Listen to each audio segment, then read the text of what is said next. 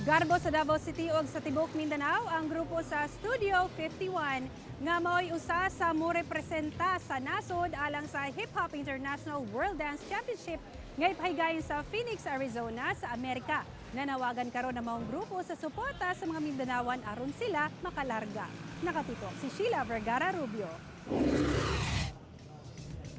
40 ka mabatanon nga tinudloan sa Studio 51 dinhi sa Dakwen sa Davao ang malampusong napili nga makigsangka sa Hip Hop International World Dance Contest sa Phoenix, Arizona sa Agosto karong tuiga. Sila lamang ang grupo gikan Mindanao ug duha sa Luzon ang makasalmot sa maong kompetisyon.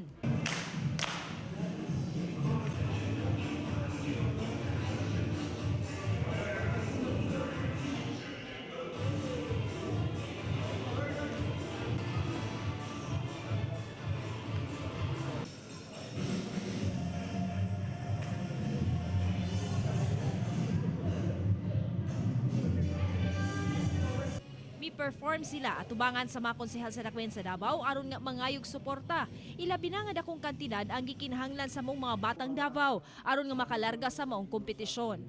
Importante sa mga bata ang makasalmot sa mong international competition, ilabi na nga dakong dungog ang mahatag niini sa nasod.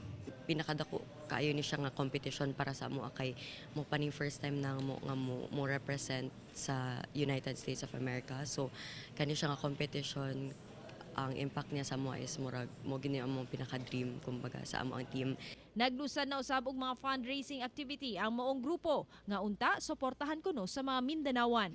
They can contact me directly, Brian Grandesa, pwede sa Facebook or we have a page, Studio 51, pwede po nila i-message dito. So pwede na ko sila i-ano dito.